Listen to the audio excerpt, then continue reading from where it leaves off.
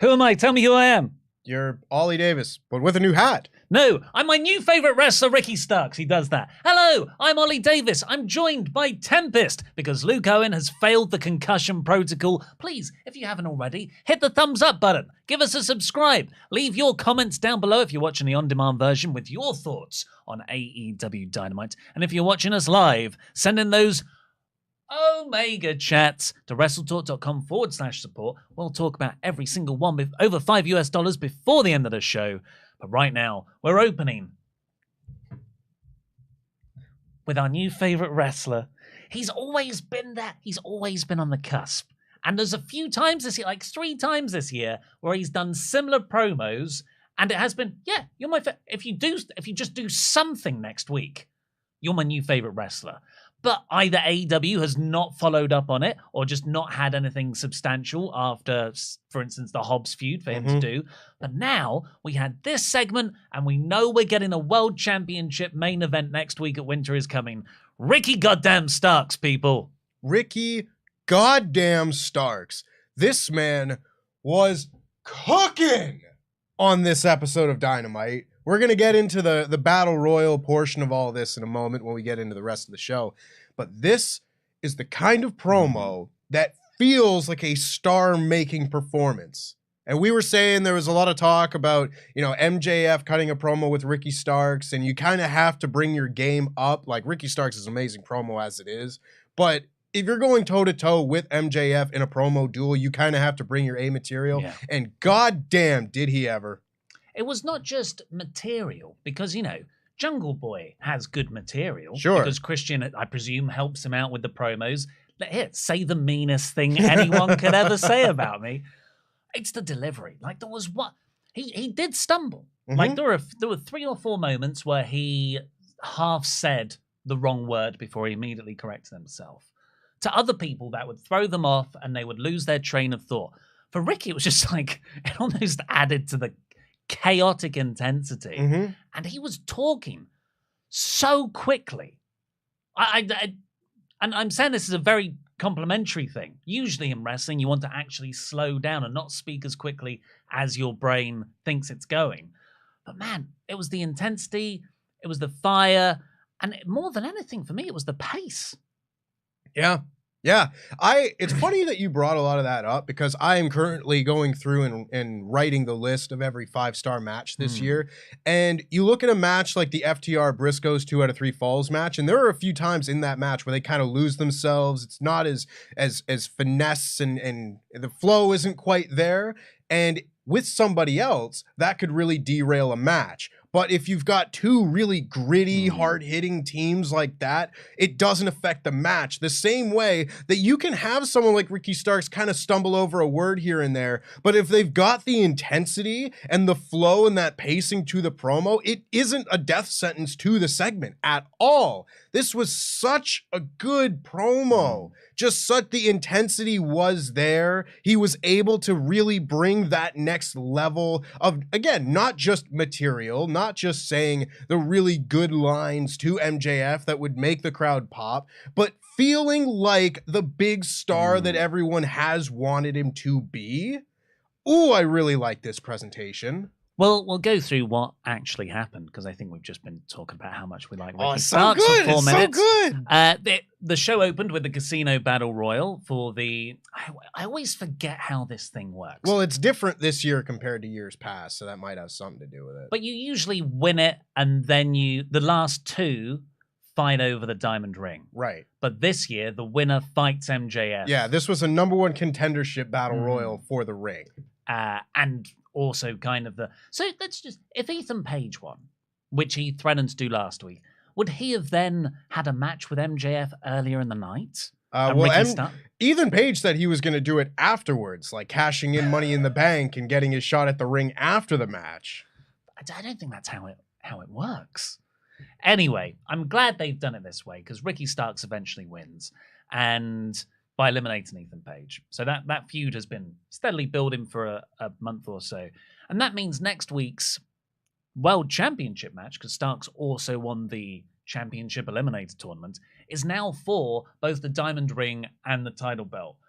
I think that AEW are doing an objectively good job of building that Winter is Coming match. And consequently, Ricky Starks as hopefully that next homemade guy. Yeah, that's definitely the sense that I've gotten from this. We had looked at the Eliminator tournament as kind of like, oh, it feels like kind of a mid-card Eliminator tournament compared to mid-card. Mid-card.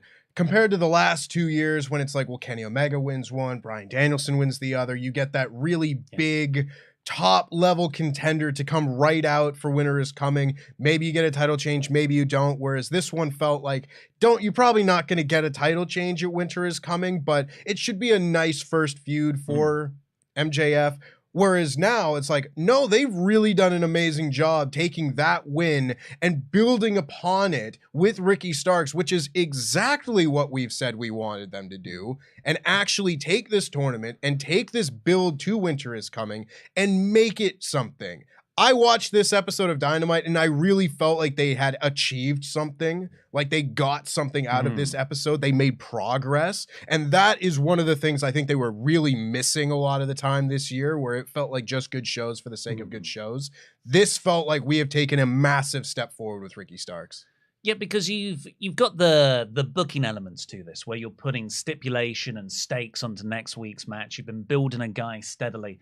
But a huge part of this, in fact, I would say the major part of this, 80% of the reasoning why we're both so excited for next week's episode, is Stark's performance. Because MJF comes out and he's like, before I get to you, and he cuts a promo on Bryan Danielson.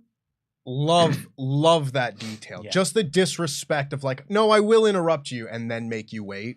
Keeping the plate spinning there, because that's the major feud for the start of next year. Yep. And we've also got Eddie Kingston in there somewhere. Presumably he was referenced last week. And then he turns and he cuts a promo on Starks, had some killer lines. Called him a dollar store Dwayne, because Ricky Starks has heavily modeled himself on The Rock. Nothing wrong with that, because it's not like, Curtis Axel doing the Mr. Perfect gimmick or just like an impression. Ricky Starks feels like his own version. But he called him Dollar Store Dwayne and the Pebble. And he said he's going to skip that Pebble all the way back to Billy Corgan's NWA so you can wrestle on YouTube where you belong. Hot dog. Poor NWA. Like it's screw them. They've brought this on themselves. Yeah, they really have this year. But oh man, a couple of years ago, I was so on board with the NWA train. Anyway, Starks then cuts the killer promo in reply. A lot of it, when you unpick it, like he's making fun of MJF's dress sense, which I don't think, as Ricky Starks, you have much of a footing on. Sure, they both wear shoes with no socks, and they're like loafers and very tight shirts. But anyway, he cut it so well. And then he started getting in the babyface stuff, which in the mouths from anyone else or a lot of other people would just not hit right. He's talking about how he's got responsibility and dignity and respect. Blue-eyed babyface traits. And this is what I was talking about earlier when I said Jungle Boy, because I think you look at those AEW male single stars who they've grown. You've got Sammy, you've got Darby, you've got Jungle Boy, you've got MJF, you've got Ricky Starks, and then you've got Yuta, you've got Daniel Garcia. I love all of them for different reasons. And you could have put any of those guys in this slot to face MJF. You could have them win the championship eliminator, have them win the Casino Battle Royal. Subjectively good booking to build a challenger. But none of them would have been able to then add this layer of intensity with the promo delivery. Yeah. Like, imagine, I like Jungle Boy, but imagine Jungle Boy in this slot, and you're like, oh, cool, yeah, Jungle Boy is going to face MJF. And that's as far as the investment would go. But Ricky Starks, that plus his performance here in the promo, has even though I know MJF's going to retain, it's so obvious. I cannot wait for next week. I can't either. And this is a bit of a side note, because we were talking about this beforehand, and I wanted to get this in. I thought up until Ricky starts talking, because once Ricky has his bit, then it kind of goes in a different direction. But the first half of the MJF promo segment of all of this was eerily similar to the CM Punk dueling promo that they cut a year ago around this time. And not just in the material, like the low-hanging fruit type stuff, but the framing of the promo, like the camera angle from the one corner onto MJF was one thing. You had Ricky Starks in the same position as CM Punk. MJF makes the same face and reaction when the crowd is telling him to shut the F up. It was eerie. And then, once again, you get one of the better promo segments of the whole year with the Ricky Starks rebuttal. And I just wanted to throw that in because we've mentioned maybe that's something that MJF does on purpose because he's very mindful of his work like that. But maybe it was just a coincidence and I picked up on because I remember that kind of stuff. I don't know. It's weird. But I completely agree with like all the points that you made. I think Ricky Starks is the perfect person to cut this promo in this position against this guy right now. And I don't think that Jungle Boy or any of the others could really do the same sort of promo because even if they did, and even if they cut a good promo, like a number of them can, there's a different kind of vibe that works with Ricky Starks in this scenario, that kind of underdog finally getting his shot type thing where we've seen Jungle Boy have a championship. We've seen Darby Allin have a championship. We've seen Sammy have a championship. We've seen Yuta and Garcia in big matches like that, but we haven't really gotten the chance to see Ricky Starks have that same sort of run yet. He was FTW champion, which... FTW championship? What are you talking about? Is not an officially sanctioned blah, blah, blah, blah. We get to see him do that. He's had the lights out main event against Hobbs, but otherwise you haven't gotten to see him have that huge coming out moment, both promo and match, that we're now getting to see that people like want to see. There's a certain level of getting behind Ricky Starks so that he can cut a promo about dignity and respect and saying that he is going out there as a babyface. He didn't say that word, but it's pretty much what he said. It's like the people got behind you and you turned on them. You took the easy way out again because that's all you know how to do. Meanwhile, I've given them a reason to keep getting behind me over and over again, and that's why I'm going to beat you. I was like, ooh, it just tied everything back into the match, into why MJF is worse than Ricky Starks on a cosmetic level and then on a human level. And that was the sort of thing where all of a sudden it's not just two guys throwing barbs at each other. It then becomes a story about characters. And I love that. I really love that. And the crowd was such a big part of this. Yeah. Because unfortunately, as of late, the crowd has not been at the previous AEW levels. Don't know why. There's various theories. But this was such a hot crowd. And they were not cheering MJF. Right. They weren't just a good hot crowd who were loud. They were a good hot crowd who were respecting the story that was being told. No, we're not going to cheer the cool heel guy. Yeah. They told, immediately shut the F up to MJF. And they cheered just overwhelmingly the babyface Ricky because he's kind of the adopted. He lives there, right? In Austin, Texas? I think he's so. Not from there. Right. But that's, yeah. So it all worked well. I called it MJF Maxi Pad. Yeah. Really made me laugh. But then, because MJF is actually really good at making his opponents, I think. We just don't get to see him in those feuds very often because he's often with the Punks or the Moxleys or Jerichos. So it's the dynamic is the other way around.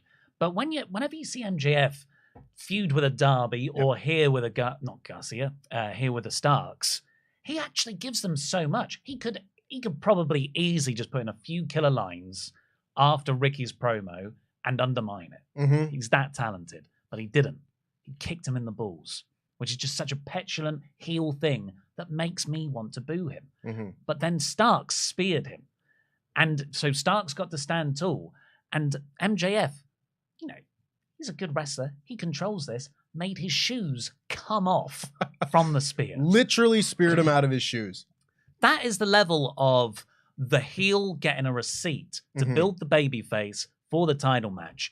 That is just fundamental brilliance. It's the stuff that Stephanie McMahon's the complete opposite of this, who would never give anybody any shred of one-upmanship on her, which kills babyfaces. So Ricky Starks' performance, brilliant. The crowd, brilliant. The booking of all the stipulations, brilliant.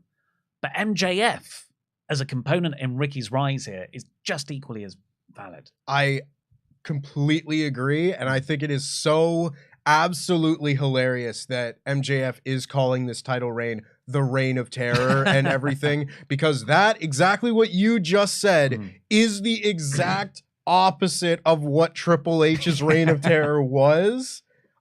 I love it. Yeah. I absolutely love it, and I know that sort of thing isn't done not on purpose. It's really funny to me. But again, seeing Ricky Starks get that spear and come out of this segment with the upper hand totally solidified the whole thing to me. Because it would be so easy for MJF to just punch him in the dick and then walk out. When that happened, I was like, oh, okay, what a great segment, right? I didn't even think, oh, Ricky should be standing tall here. So when Ricky got the spear and he was standing tall, it elevated. It was just like that extra little bit of pepper at the end, but it elevated the whole dish. I thought this opening half hour flew by. Yeah. Brilliant. Let's see what you guys think on the Omega Chats, WrestleTalk.com/support. Send them in. We'll read over every single one over $5. John Rye says, put all the belts on Ricky. That promo gave me chills. That man deserves everything. Dynamite was good. I'm praying that the Blackpool Combat Club and JAS feud actually ends this weekend. FTR and Acclaim needed more of a build, but a great show. Yeah, please. I mean, even John Moxley's sick of the Jericho Appreciation Society build, so hopefully that's a sign of something. I'm Just Marcus says, that promo from Ricky Starks was absolute fire. I laughed harder than I should have at Max getting literally speared out of his shoes. Also, Regal's reason for his turn may not have been the best, but it made me a little emotional. Yeah. We'll get on to it. Yeah, we'll get on to it. He's sad he's leaving. Nick Corvello. Hey guys, hope you're well. Just wanted to point out how freaky MJF looked without his mutton chop sideburns. Huh. Yeah, he's going real like fat face Triple H 2003 thing right now. He's really leaning into it. I immediately noticed it, and he looked like a different man altogether. More heelish, in my opinion. Well, yeah. Anybody who emulates 2003 Triple H is? Zareth been a member for 15 months. I've always been a Ricky Starks fan since the early days of AEW. The man needs a proper title. Put the strap on him, TK. Team Tasholes. Member for 15 months. Holy smokes, what a great promo. I've always loved Starks, but man, this was great. Love y'all. God bless you guys and have a great rest of the week. You too.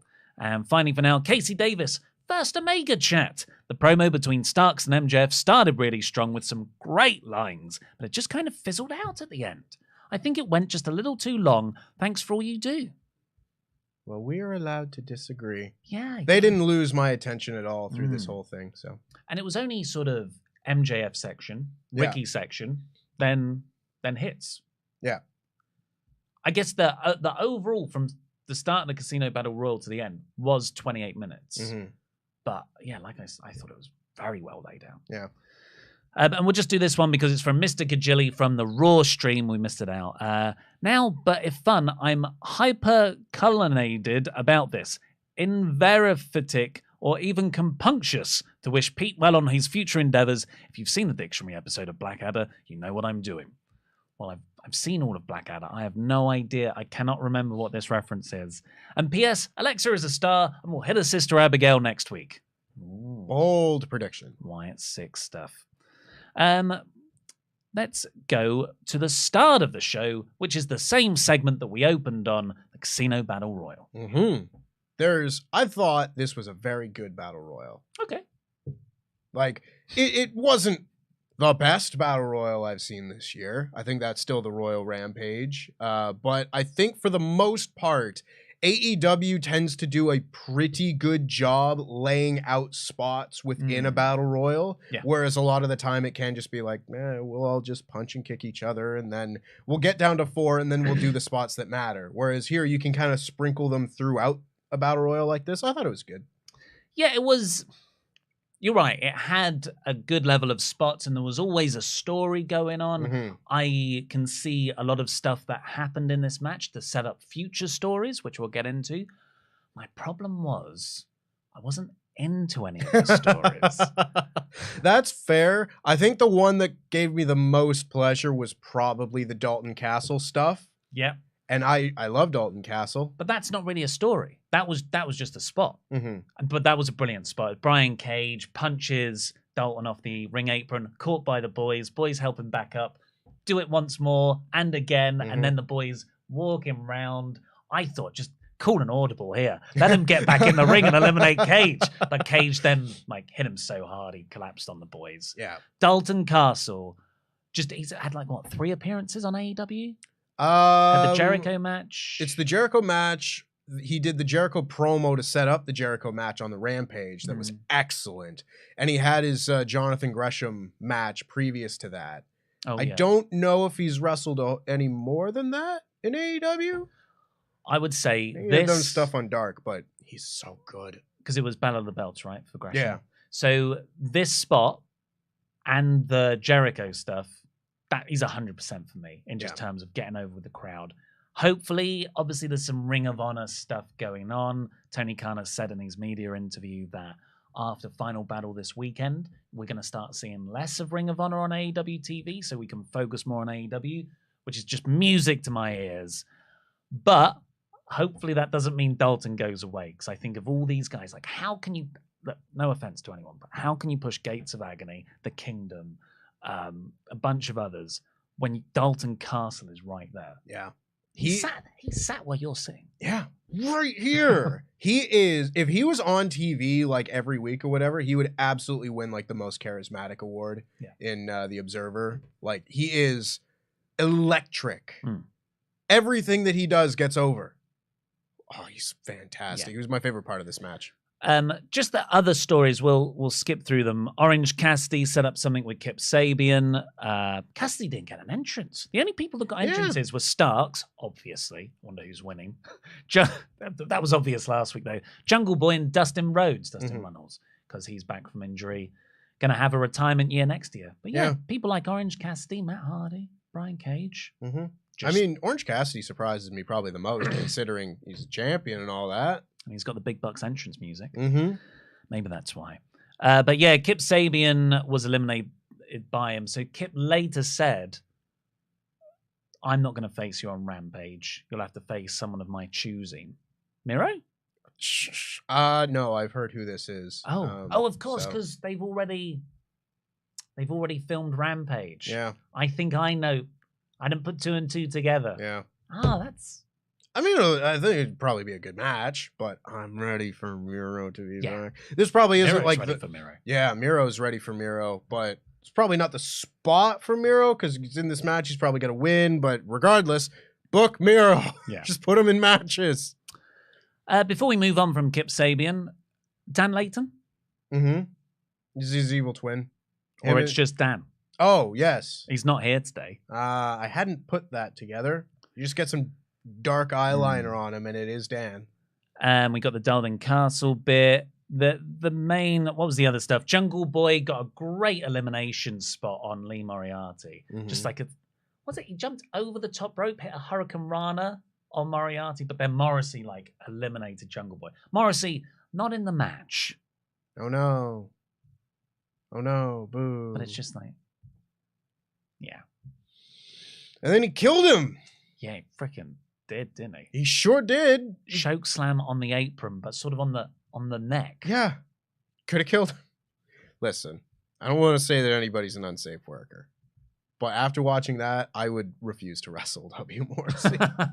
What, you don't think that was the planned version of that? I don't care if it was. Do something else.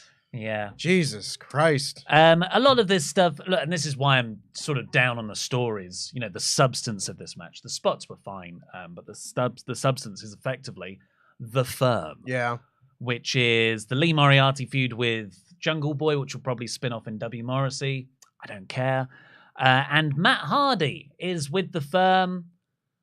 I don't feel like this has ever properly been sufficiently set up. I mean, it's all Rampage stuff for the most part. It's like Rampage and Dark, but yeah. Hardy teased turning on Page at one point. Ethan Page was kind of bossing him around, sort of in a way where we were going to get full broken Matt Hardy. Which, there was a bit when he was doing it and the crowd were going crazy with the deletes where I was like, why not? Yeah. I had this conversation with Pete in the office yesterday. I will give the Broken Hardys one more shot. And it's only because they have had such a run of bad luck with Matt Hardy debuts in AEW and the world stops, and you can never get any fan interaction, which you kind of really need with the broken stuff. I don't know. I think the broken stuff only works when it's... Remember they did the freaking... They did, yeah, and I didn't like that bit. I didn't like the teleporting Matt Hardy thing. You want him to eat a fan in the front row like at Impact? Yeah. Okay. I give it one more shot. They never got to do it properly in WWE. They never got to do it properly in AEW.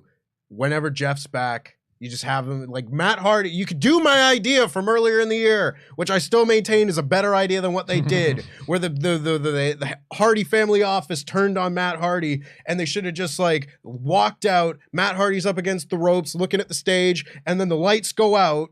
Lights come back on. He's in full broken gear. Jeff's behind him, and he just says, "Brother Nero, I knew you'd come." That is good. They'd all say it with him. You could do that again with the Jeff Hardy return, but have him turn on the firm. Gone a bit tingly. Well, I was picturing that as that's good, but also ultimately a bit lame. So the firm, they worked over Starks, and then it was quite a good elimination spot actually. Ethan Page was powering him up, was running towards the ropes. Starks reversed it, threw out Page. Well, did you not notice what that is? That's the way The Rock won the Royal Rumble. Was it? Yeah. He eliminates Big Show like that. Very good. So if in the promo that followed this, MJF called Starks Diamond Store Dwayne, and Ricky retorted with MJF being fifth-rate Roddy Piper. Right. We've seen some great matches in AEW that play off the competitors kind of mimicking a great match from the past. Like we've got Dax Harwood doing the Bret Hart stuff every now and again. Didn't he do, who was it who did the Shawn Michaels spots with him? Adam Cole. Yeah. Dax, that was such a good match earlier this year, and it was effectively Bret versus Shawn channeled through Dax and Adam Cole. We've had it with FTR versus the Bucks, where it was the sort of Attitude Era spots versus the 80s. Yeah, the Brain Busters against the Rockers. So how would you like to see MJF and Ricky Starks if we're going to emulate a famous feud, a dream match? Oh, I don't know, because I don't know of any like real good opposites that The Rock could stand opposite of. Like I'm sure that Triple H. That's it. Yeah, it's gonna be a Triple H Rock match. That's good. I cannot. There's so many things they could do next week. But yeah, the final four was Sean Dean, but he never really did anything. Paige, Hardy, and Starks. I'm not missing anything else there, am I? No, not really. I was a little surprised that Sean Dean didn't do more, just because, like, I figured he was in there because he's beaten MJF the 2 times earlier this year. MJF. In that sort of like, he would kind of make sense as like a dark horse pick to wrestle MJF, but they never really mentioned it that much. It's just like, Sean Dean's is still here. Yeah. And then he got eliminated without much fanfare, and it was like, all right, fair enough. But interesting. It was last year, wasn't it? Where it was in Long Island. And MJF got the huge opening bit, and he just stayed in the corner all the time. Yeah. That was a brilliant battle royal. Yeah. It was all just an MJF showcase. After that, we got a Mox backstage promo. He said that Blackpool Combat Club is still a thing. And him, Claudio, and Wheeler Yuta are going to be out together later for the JAS match. He also mentioned Hangman Page here. He said like he respects Hangman Page after the brawl they had last week. There should be more fists in AEW and fewer words. I thought it'd been nice to have heard from Hangman here. Yeah, I kept wondering throughout the whole show kind of where he was. So I guess last week the idea was he was not medically cleared to return. He just sort of broke through. But maybe just like a phone thing. I just thought they had momentum. It was a shame not to follow up on it. But hot damn, match of the night. On a night with great matches, Samoa Joe versus Darby Allin was just both men doing what they do best. Yes. Which is Joe being a monster and Darby Allin taking the most hideous bumps. Yeah. Darby does his best work when he's fighting a monster. When it's him against Brody King or him against Brian Cage or Miro or whoever it might be. his best matches to me are always when he gets to be thrown around like a rag doll. And boy, is Samoa Joe a good person to have him thrown around. Like, holy smokes. I thought he was dead like half a dozen times in this match. So Darby's like Goth Rey Mysterio. Yeah. Yeah. We got the first spot was Darby's suicide dive out the ropes. And just like, when you sit down before a match and the wrestler's like, okay, what spots do you do? Here are my spots. How can we interact those spots together? Of course, you do Darby's crazy bullet dive and Joe walking away from it. Yep. And it's like, it's one of my favorite things in wrestling, Joe walking away from dives. I know it's Luke's, and it was a joy to see. And then Joe exposed the concrete, snap power slam on that. We got some stuff outside where Darby just hit a coffin drop on Joe. Never felt like Darby was getting a superhuman push or anything. And Joe really did dominate. It was 95% of the match him. And then he won. Yeah. This, to me, was such a perfect example of what I want the TNT title to be. Yeah. You know? Like, too often I found during the Wardlow match, or in the Wardlow reign, it was like him against Tony Nese, and it went like 10 seconds. Yeah. And it's like, just have them be like your champion going up against the upper mid-card level of AEW. And I guess you don't want to beat guys like Darby Allin all that often, but you have such a deep roster, I think you kind of can at this point. And when you can and when you commit to that, you get matches like this that people are really into, because then the crowd is involved. They've got two big stars that they're going to cheer for. And again, two guys doing the best that they do with their roles. I swear, people were like looking over their shoulders at me in the office while I was watching this today, because Darby does his suicide dive and I think he's dead, gets power slammed on the outside. I think he's dead. Joe like swung him into the barricade on the outside and dropped him on the concrete. I thought he was dead. I love this. I absolutely love this. And a perfect finish too. An absolute perfect finish with Darby going for the coffin drop and Joe just catches him and puts him to sleep. And then after that, Darby stands up because he's unkillable. He passed out really in the sleeper, so he didn't tap out or get pinned or anything. He's like, I'm still ready to go. And Joe's like, no, you're not. And he nutted him. People might see I've had a hair transplant now. You know they can't notice. He absolutely nutted him. And then he laid out. He got the skateboard. He put it on the ground. And you know what? This is the bit where Wardlow makes the save, right? Yep. Wardlow makes the save to stop the awful thing happening. But no, Joe just hits a muscle buster. But a move with a very dangerous history onto the skateboard. I went back and watched it. It does look like Darby lands on one of the wheel spokes. Yep. And I'm just like, then he puts him in another sleeper, and that's when Wardlow comes down. I'm like, that's when you come down? Honestly, I say this in jest, but Wardlow, the last couple of weeks, has been a pretty rubbish babyface. Mm-hmm. He's cutting promos on the Tron last week to challenge Joe, and I'm like, well, why aren't you coming out to be face-to-face with him? He feels a bit like a heel. He might get turned at some point, honestly, because I do think the crowd support for Wardlow's kind of waning a little bit. And I mean, Samoa Joe's just really cool. This is the prime Evolution version of Joe. Yeah. I liked him in NXT, but on the main roster, but he never got to what I remember him, and that is TNA, Ring of Honor, 2007 to 09. I'll get 05, I guess. I wasn't watching then. Yeah. Love it. He's not as quick, obviously, but he can do all the cool monster spots. He's still charismatic. You know, he's still the absolute, one of the most charismatic monsters in wrestling. And even if he is a little bit slower, that charisma can carry him through a lot of that. I'm so excited. I want him to have a long TNT title run, having matches like this fairly often. Until Miro comes back. Miro versus Joe. That's tasty. I am absolutely all the way down for that match. Wardlow, Hobbs, Cage, Joe, Miro. John Silver. That's what I want. The beefiest of boys. Yep, this is all a build to Joe versus Juice Robinson. The final battle on Saturday. Sure. He's all elite. He is all elite. I forgot. Legit forgot. Cassidy set up his match with a person of Sabian's choosing, not Miro. Then we got Claudio Castagnoli and Wheeler Yuta versus Daniel Garcia and Jake Hager. It was interesting seeing Mox come out with Blackpool Combat Club because that is something they never did and which I have complained about because they are a faction. And even though he was champion, it felt like everyone was actually separate. Yeah. Yeah, this was a good match. Of course it is. Look at the people in there. But I'm done with this feud.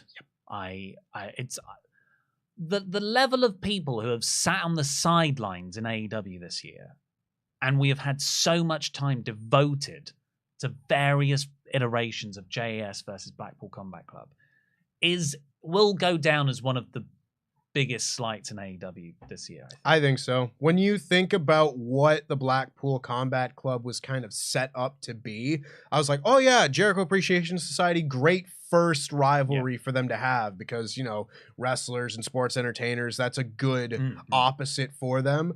And then it was just the whole year. And you look at it and they never moved on from that. And they never really got back to that idea of recruiting the young people and getting Lee Moriarty involved, getting Daniel Garcia to finally switch sides. It's just kind of disappointing. And when you find out that that's all William Regal's going to be here for, that makes it like, well, we're not going to get the next step. Whatever it was going to be beyond the Jericho Appreciation Society, that's disappointing. Well, it's funny you bring up Regal's name because then we got one of the, you know what?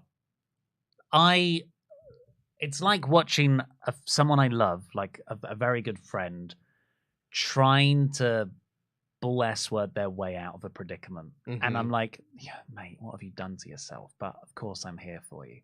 That was this segment for me. Because Tony Schiavone then comes down to the ring. He kind of alluded to this on commentary that he had some intel on the future of the Blackpool Combat Club. And why didn't care to share this previously, even though he was disgusted with Regal's actions? Whatever. Comes down and he says to Mox and Claudio and Yuta after Claudio just won the match for them, well, I actually did an interview with William Regal 2 weeks ago, so just after Full Gear, just after Regal turned. And here's the video. Like it's a freaking cameo. It's a retcon. like it's a little disc that they find in a movie to wrap up a few loose ends. And Regal's talking to Tony, and what's he say? He said, well, the reason I turned on the Blackpool Combat Club was really to make the Blackpool Combat Club the best they could be. To teach them one final lesson, that you've always got to be one step ahead and always got to have eyes in the back of your head. And now I will be Blackpool Combat Club till I die. And now the vets can teach you to be the best wrestler he can be. Be good without me. And then it cuts back to the ring, and Moxley is like, what the F is this? Yep. And he doesn't address it. He just says, well, whatever that was, the Blackpool Combat Club's stronger than ever, which to me says Moxley's turning heel. I think they could have just said this, like, yeah, we're still buds, we're gonna remain united, without, like, I think William Regal was written off of the show. Yeah. He didn't need to be rewritten off of the show. You can just kill him and have him never come back, you know? He was also written off the show, the Dynamite after Full Gear, when Moxie was just like, run. Yeah, he's been written off TV 3 weeks in a row. And like, I presume when Danielson comes back, because Danielson, we got an update on Regal at the start of the episode, where Excalibur said, Danielson is by Regal's side in the hospital, helping him recover. So now it's like, when Danielson comes back, are we just left to assume, oh, because Regal's not with him, he's dead in kayfabe? You know, like how Impact writes people off. Yeah. Or they stab people in the heart or push them in front of a train. The main event Mafia killed Christian Cage and he just never came back. I thought this was, you know, at least we're moving on from it now. This was just, I don't know the word for it, because it's not bad, is it? Do you know what I'm trying to say? Yeah, it was just kind of strange, just odd.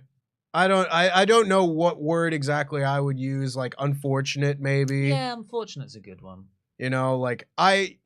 They probably thought they would have Regal a lot longer than they have ended up having him because, Triple H wasn't in charge when Regal came around, so I don't think they were looking at the end of the year being like, oh, he'll want to go back to work and everything, but it's trying to make the most out of a rough situation, and I can't fault them too much for that. It is just not how I would have done it. So, from the horse's mouth himself, Tony Khan, addressed very admirably, I thought, considering how close-lipped they are on some things, Regal's departure on the media call yesterday. And he said that Regal came to him around the time before the Toronto shows. When were the Toronto shows? The week of my birthday, so like October 10th to whatever. Yeah, so they knew about Regal leaving before they put all of the heat on him. Mm-hmm. And I just thought all of that, Regal's, the whole last month of Regal's booked departure from the company has actually achieved nothing. When you could have used it to build, I mean, I guess what you've done, you've slightly elevated Max, although I don't think he needed it. And you've provided the fuel for the Danielson stuff. But Moxley really is shortchanged in this. He never got the receipt on Regal. It's just... Yeah, it's weird. Like, on one hand, I look at it like that's really all the MJF Moxley feud had going for it going into Full Gear. And like, yeah, you could book something else, but it was really the only thing I can think of between All Out and Full Gear that actually made me feel anything. So I don't want to necessarily look at the world in which that also doesn't happen. Yeah. It wasn't the plan in the first place. They wanted to have MJF and Punk do everything, and then they had to rewrite that and then rewrite it again. So I am kind of sympathetic of all of that, but yeah, it does. Because when I had heard that the AEW talent was kind of dumbstruck by a lot of the choices Tony Khan was making regarding Full Gear, I was like, well, which ones? Full Gear was this very well-booked show. And then the Regal news starts coming out. I was like, oh, okay, yeah, maybe that doesn't make as much sense. Maybe that is a little bit confusing. And yeah, I think that Regal leaving has put this storyline in a bit of a, has hamstrung it a little bit. But again, you do what you can do. I just probably would have done it a little bit differently. We'll probably get written off TV next week as well. They've still got a few weeks till the end of the year. So one thing I think that could come out of this, if Moxley doesn't turn heel, which he probably shouldn't, there's been so many heel turns recently, he'll get lost in the noise, is now you have Moxley, Claudio, and Yuta. And Regal's parting wish was for them to make Yuta the best he can be. The Best of 7 series has an end date. I would predict the Elite are going to win. The Elite versus Claudio, Moxley, and Yuta. I think that's your next trios feud. Yep. I mean, when we were the Blackpool Content Club, when we all got together and tried to put our heads together, say what we wanted to see out of the Elite coming back, that was the conclusion we came to, that would be a really fun next feud for them after Death Triangle. Like, you're going to need more trios. You're going to need more trios in the mix for that trios title. That's a very good, basically the same sort of like entertainer versus wrestler type thing. And the matches will just be fantastic. It means we'll get Claudio versus Kenny Omega. And I am all the way on board for that. And there's so much context there. Moxley, Omega, Danielson, Omega. The Bucks turned on Moxley last year. Yeah, mostly Moxley with everybody else. Yeah. Or how about a trio match? Because the House of Black are about. They had a promo next, and they just effectively said, we're going to beat everyone up. Nothing you can do about it. They don't have a storyline direction. They're just cool. I hope they get something soon. Yes. They're going to wrestle next week.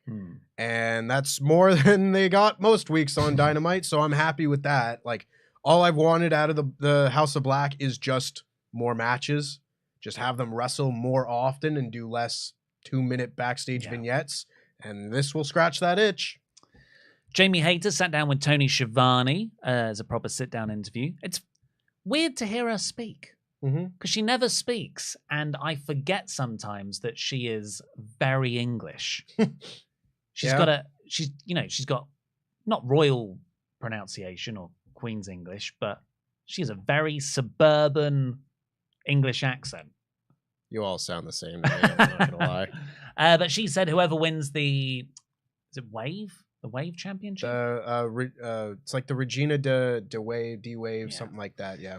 We'll get a shot at her, and that's between Shida and the Bunny. So, Shida versus Jamie Hayter, I like that. That seems like a very good first TV championship match for her.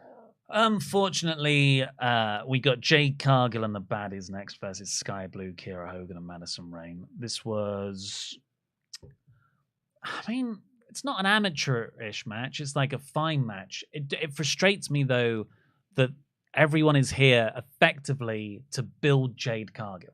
This whole segment, this whole match is just look at Jade Cargill. I would have put Willow among the ones opposite Jade.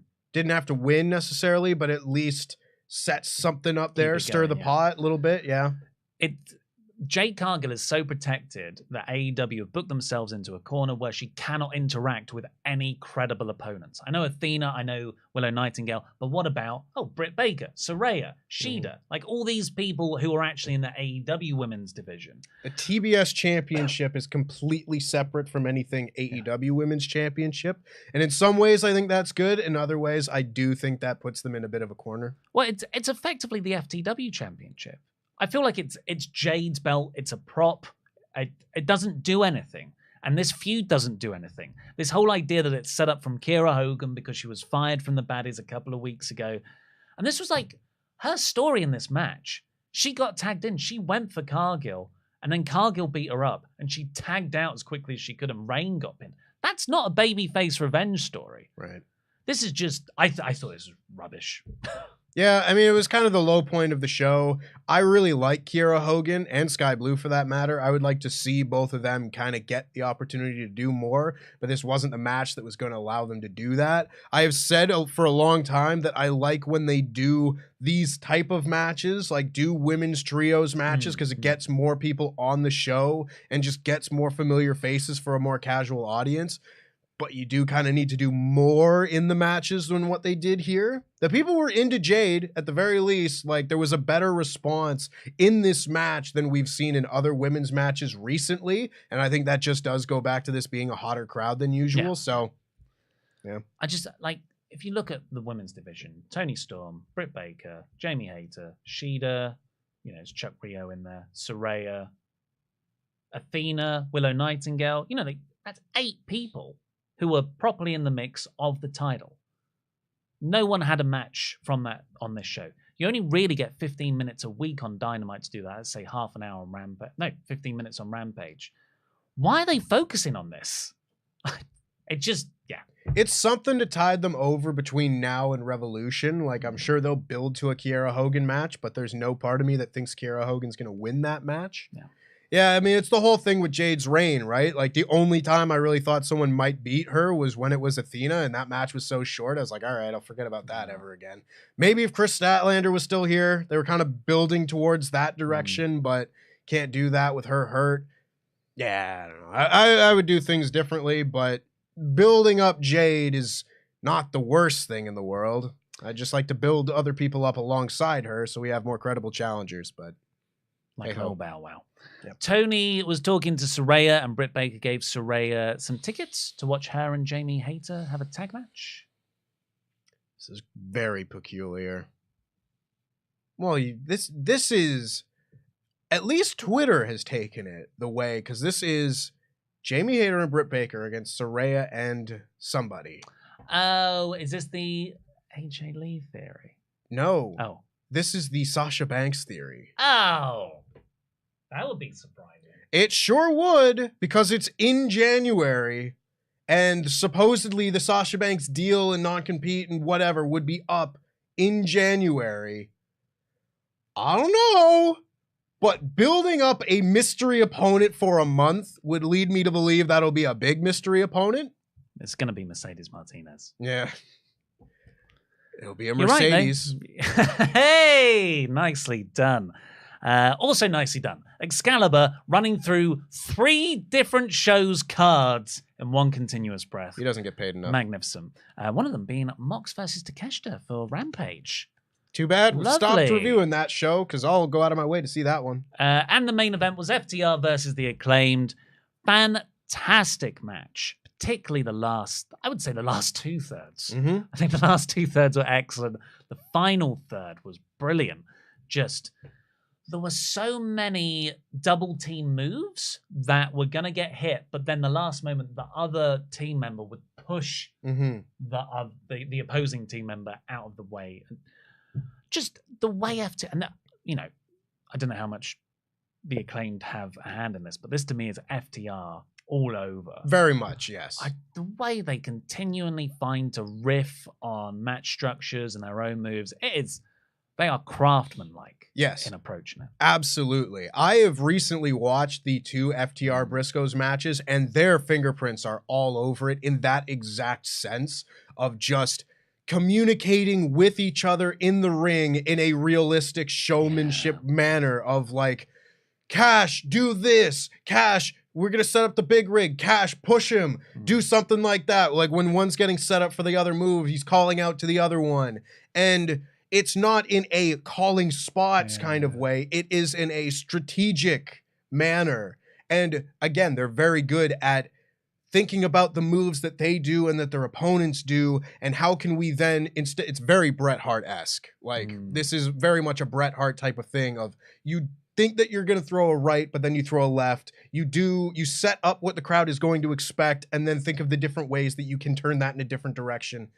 It's a very, very good way of structuring, especially tag team matches, just because there's 4 people involved instead of 2. I love their work. They're the tag team of the year to me. Very clearly. I don't care what PWI says. Yeah, the Usos, it's a kayfabe list, isn't it? But then again, they've got all the other belts. They've got more belts. Yes, it was a great, great match, which the Acclaimed won. I thought there were a few, like, when we started this, I was like, what way could this go? And really, I thought, well, the only way I can see this being a good storyline beat is FTR win and turn heel. And maybe that is part of some combination with MJF. MJF always has a faction. It's weird to see him alone. So a sort of pinnacle reunion of sorts, and they have all the gold. FTR as heels against the Acclaimed. The chase is better than the reigning for babyfaces sometimes. I thought that was the way to do it. But that is a big way. So I'm like, I'm not committed to that. The way they did it is they just kind of halfway ticked a few boxes, which is the Max Caster rolled through a powerbomb attempt from Cash Wheeler and got not a lucky pin, but a pin. He rolled him up. Yeah, it was a pin that on another day it could have gone the other way, the match result. So you do have enough in the tank, I think, to redo Acclaimed FTR. But just overall, if you take how great this match was aside, this is probably one of the biggest matches you can do in wrestling. FTR going for the last belt that they don't have. And it was just announced on Rampage. 1 show's worth of build. I know we had teasers for it, but really, like, from the match announcement to the match. I have some thoughts on this. And I think this is kind of the way to satisfy the AEW ranking system and everything. I thought they got rid of that. They more or less have, but FTR have been the #1 ranked contenders for like half the year. And I think this match is the way to like kind of kick them down that ladder a few rungs, just to give them more time to then build up to the eventual match where they're going to win those championships. I think that's kind of just the way that AEW books it, you kind of have to do it. It wouldn't be my first thing, but again, you kind of have to book this tag team championship match at some point. You can't just put it off forever. So do it. And maybe, you want the first match to be the big one that everybody talks about. But if they still end up having that match, I think it's fine. And that is something that you just watch with time. And if they finally get to that, I think it all works and it's totally fine. You can, in this case, give the Acclaimed a quick roll-up win, have it be good, have it be an excellent match that people will remember, and have the Acclaimed just eke out a win. And then build to the next one, be like, no, we need to beat you and beat you good. And similarly, FTR can go through another few months of their tag reign, do whatever they need to do, get the ass boys out of this equation, and then maybe you do the thing where they can turn heel. Maybe at that point you can do something else where they win the tag titles, because I also think it is far too soon to take the belts off of the Acclaimed. Yeah, it is that as well. With the amount that people have said that they want AEW to get behind their homegrown talent and get behind the people that people are really organically, in favor of, I don't think taking the titles off of the Acclaimed after just 2 or 3 months would be the right move to satisfy those people. For as much as people want FTR to be champions, I do think you kind of need to service a lot of masters at the same time. And you want to service the Acclaimed fan base first, because they're the ones with The Rock right now. You got to pass that, and eventually we'll get to FTR's time. I think that should be fairly soon, I would think. Soonish. Like, I don't think we'll get to halfway through next year and have them not win the titles. So if that's the case, I think no harm is done here. But I think it was a great match no matter what. Another point to support you is the Acclaimed, quite simply, are the highest merchandise sellers in AEW right now. Yeah. That's why they kept John Cena in WWE on top for so long. Yeah. As we were talking about this, I was thinking, of other ways they can take the championship picture. I thought, wait a second. Where is AEW's tag division? Like, the creation, a lot of teams have split up this year. Yeah. Jurassic Express, Santana and Ortiz. Team Taz. Swerve and Our Glory. Whatever's going on with them. But that's consider them done. And then, because you've created the trios belts, a lot of things that were tag teams have now become, like Best Friends, for instance. The Hardys aren't there. The Undisputed Era isn't there. Yeah, and those, like the Bucks and Lucha Brothers, they're all occupied. Bros, that they would all go into the trios picture. So apart from, I can't believe I'm saying this for a company that's put tag rest, like last year, that tag division was just one of the greatest tag divisions in the history of any company. And now it's really just FTR and the Acclaimed. Because you look at what else is happening in this match, and you cut backstage to Jay Lethal and Jeff Jarrett watching on twice. Hot dog. Because that's the actual direction for the Acclaimed. No, not the thank FTR. you. No, I don't want it. That's what they're building to. I thought it was just a filler feud to get to FTR. But no, the FTR match was a filler thing to get to Lethal and Jarrett. And then at the end, the Ass Boys appear on screen because FTR really are feuding with the Ass Boys. Thankfully, the show ended on an absolute high when the Ass Boys revealed the Briscoes want to face FTR in a double dog collar match at Final Battle. Wow. But of course, you can't have the Briscoes on screen. So the Ass Boys do it, the announcement. But yeah, what the hell? Yeah, it's interesting. There are a few other people that you could get in the mix here. I wouldn't be at all surprised if after they deal with whatever they're going to deal with, I don't want it to be Jay Lethal and Jeff Jarrett, but after you get through there, I could see the Acclaimed going up against the Kingdom maybe. Because I think that you could do some fun promos and whatever, like with Maria and Daddy Ass and stuff. There's like a decent little 3-on-3 promo setting that you could work with there. And they're a decent enough tag team. I like the Kingdom as a team. I think that you could look at bringing in some other people. Like if you wanted to maybe bring in the Motor City Machine Guns to have another quick run or something. Yeah, it's difficult. Because the tag team division has been desperately ravaged this year, both with injuries, circumstances, and breakups and everything. But yeah, it is interesting. God, if FTR, FTR are talking about having a year out from any major promotion. If they go in April, yeah, then AEW suddenly finds themselves with, again, too many belts. They've got the tag and the trios, which are just.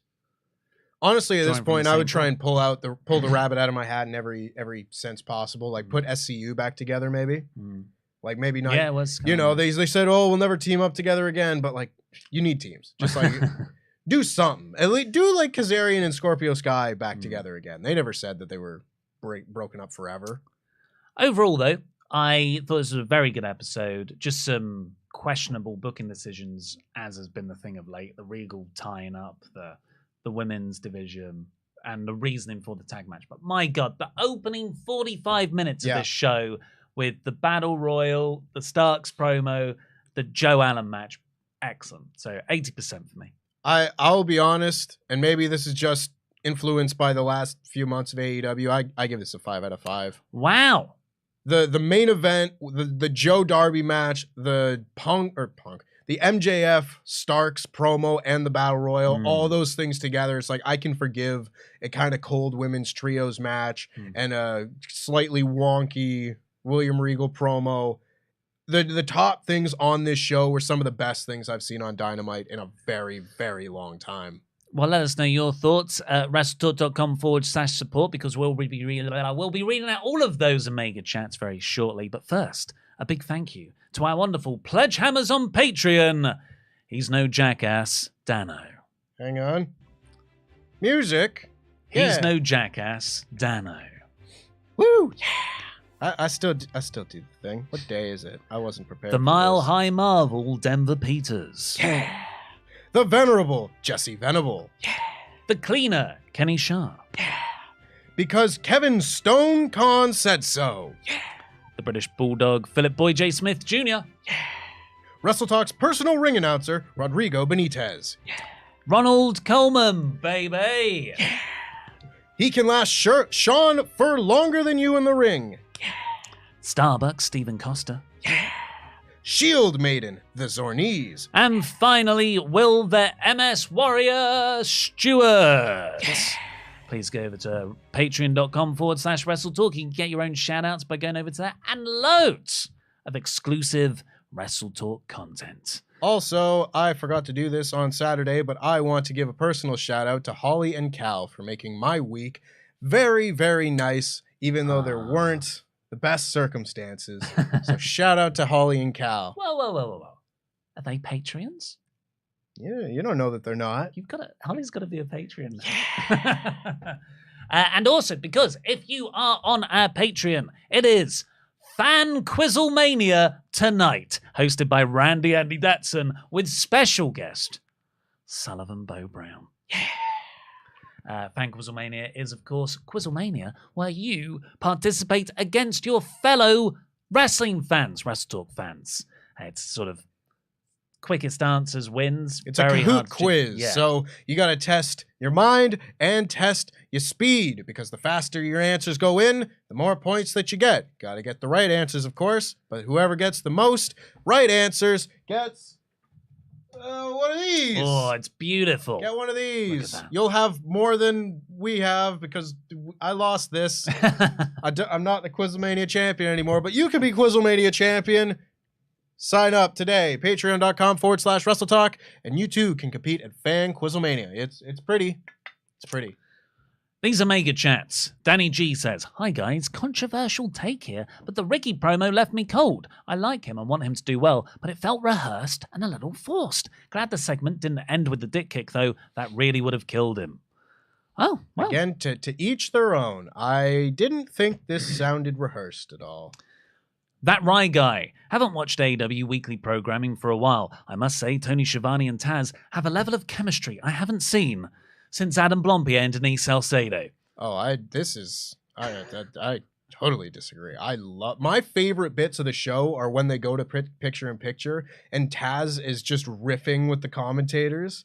It's the funniest thing on Dynamite every week. Yeah, or on like Dark, Taz and Excalibur is just brilliant. The picture in picture bits are dark, condensed into like 2 minutes. Yeah.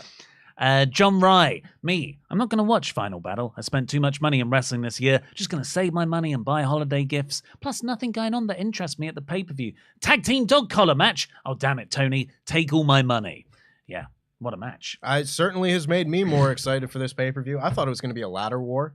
Oh, yeah. Has there ever been a double dog collar match? Probably, yeah. Yeah. I can't think of one off the top of my head, but that sounds like a thing like they've done. a nightmare to just walk around the ring in, like not getting tangled Don't up. cross the streams. Yeah. Don't mind me, I'm at work, says, me in the stands with my sister who is visiting. Do you want me to explain the whole Sesame thing? My sister, no. MJF got extra heat with the crowd before the cameras by blowing his nose on a Vince Young local sports hero jersey. I know who that is. Sports. Bobby G, hey guys, an angle I would like to see. We need Miro. He comes back, builds up to take on MJF for the title, and have it where the Redeemer has been assigned to kill the devil. Ooh, thoughts? I like that. That's fun. I like that a lot, in fact. I also saw someone on Reddit say, if Miro's okay to return, just have him on Dark. Have him on every show, but very, very briefly, like 3-minute matches, and have a Redeemer count. So all the wrestlers who've been redeemed. That's good. I like it. William Rosmer, if we bring back Miro, can we get Miro versus Joe? Also, did it feel like the House of Black was calling out the Elite? Could be. They were talking about like the company being sick and like dying and being poisoned and stuff. So yeah, I like that. I mean, if we get that match next, that's cool with me too. Mark, on FTR, surely the way to do it now is that the Briscoes will finally win and take the ROH belt. The Acclaim can then lose to a heel team. Eventually, FTR will beat that team for the AEW belts, then eventually build to FTR versus Briscoes. Number 4, belt versus belt. Maybe. I don't know. I don't see happen. it. Yeah, I don't see it. Not with the Briscoes not being allowed on AEW. Yeah, there is that. Although, I don't know. A trilogy of matches where FTR wins all 3 of them would be interesting. Yeah. You know, not impossible by any means. Cody beat Seth 3 times, but it would be interesting.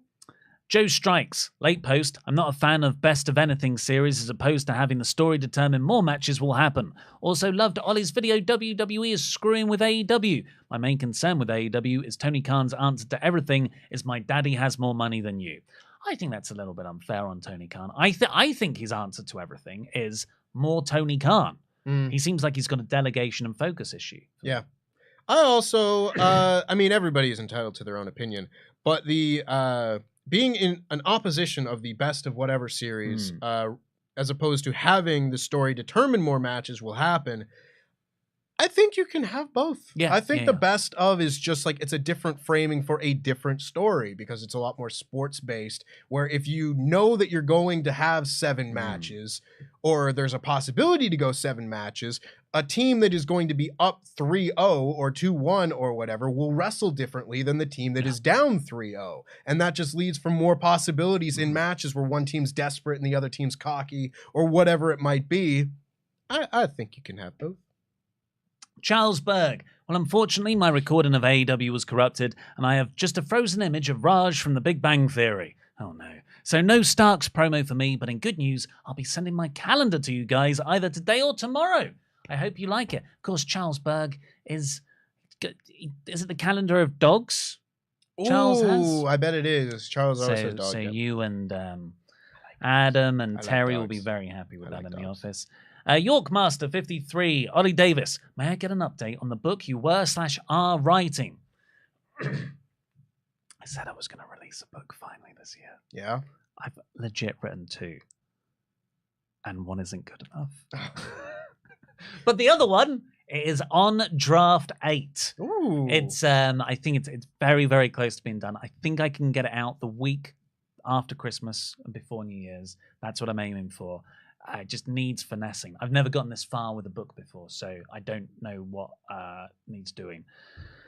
But yeah, it's not a book, it's a novella. It's 25,000 words, so yeah, hopefully coming soon. And Eddie Pat 14 for now. Something I wanted to say since the last Blackpool Combat Club video. You guys are acting like Rock versus Roman is a complete pause on the Bloodline story. You do know that Rock is also a Samoan in their family. That could definitely add to the Sammy stuff post/during Mania. It's a good point.